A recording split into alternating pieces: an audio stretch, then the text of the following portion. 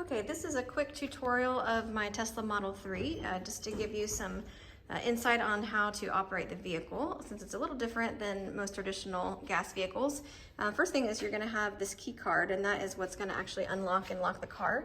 Just kind of hold that right here by the camera there, and you'll see that the mirrors fold in when it's locked, and then just hold it there again and it will unlock. To charge it, the charge port is right here by the tail light, the driver's side tail light, and just kind of put your fingers right here and it'll open up, and you can see the charge port there. And you can use a destination charger at a hotel, which is a level 2 charger, or a supercharger, and just plug it right there into that port. And that light you'll see that's lit up right there, it will blink green when you're charging.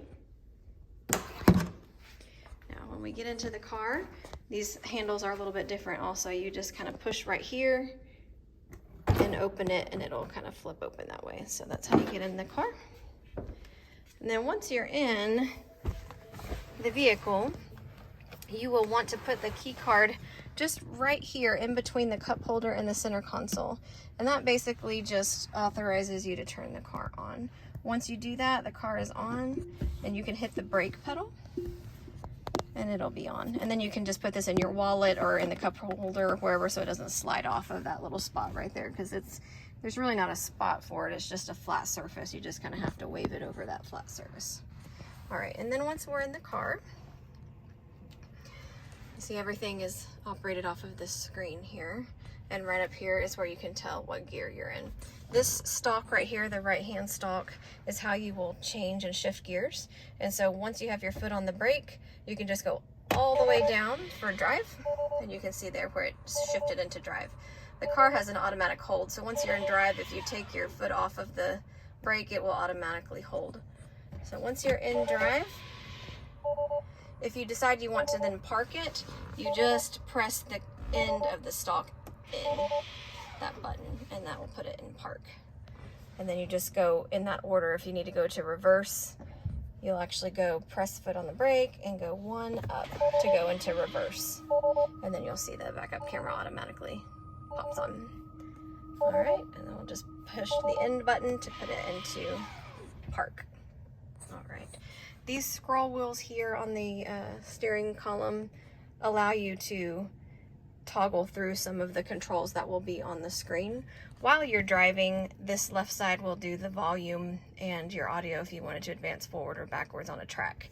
And this scroll wheel here will actually let you, when you're in autopilot or when you are in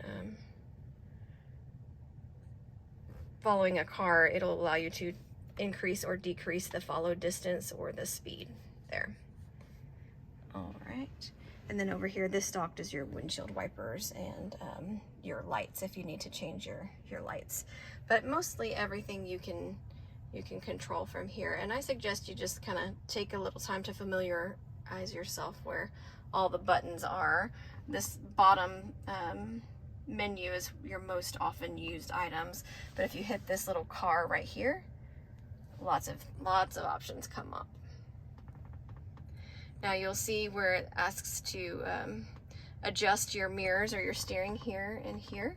And so if you need to adjust your rear view mirrors out here, you're gonna have to actually do it from here.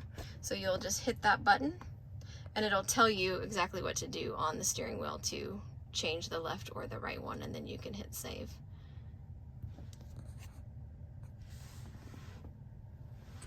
But really everything that you're gonna need to do is right inside here. So when you're outside of this, you're just, everything is touch screen. So when you hit that, you can, work in here, and then as soon as you're ready to dismiss it, just come up from the top and just swipe it down, just kind of like an iPhone. Up here in the navigate, this is where you're gonna wanna put your destination. And let's say you're gonna drive to a far-ish away city from where you are. I live in Nashville, so I'm gonna just put Memphis. And that's a good 3-hour drive. So what the car is gonna do, it's gonna route you by superchargers, and it's gonna tell you exactly when you need to stop and where the supercharger is, and how much battery you're gonna have by the time you get to that supercharger. It also estimates how long you're going to need to charge for in order to make it to your destination. It may not tell you that you need to charge the entire time. It's just going to get you to your destination with a decent amount of charge. So you can charge longer than it's telling you to charge if you want to arrive to your destination with more than, 18% battery or whatever. But I do suggest that you always get off when it tells you to, because if you don't, then you may not reach your destination. So yeah, that's that. When you do plug into a supercharger, it will automatically identify my vehicle and it will charge the vehicle, so you don't have to pay anything.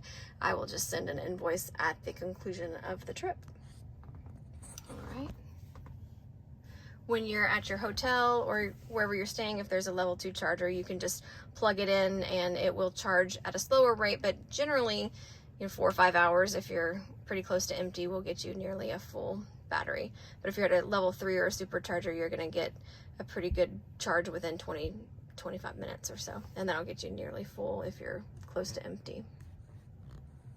I think that's about it. If you have any questions at all, you can operate a lot of things from right here. You can operate the charging port by pressing on this charge button here, and that will open it and give you some information about charging. Now I have the charging level set to trip so that you'll get the maximum amount of charge, but generally we just charge the battery to about 80%, but for your use, I would just leave it on trip so that you can get the maximum amount of charge to the battery. Everything else is pretty self-explanatory. It just takes a little while to familiarize yourself with the screen and to know where all of your controls are. But like I said, if you have any questions at all, feel free to give me a call or text and I will help out. Thanks so much. Bye-bye.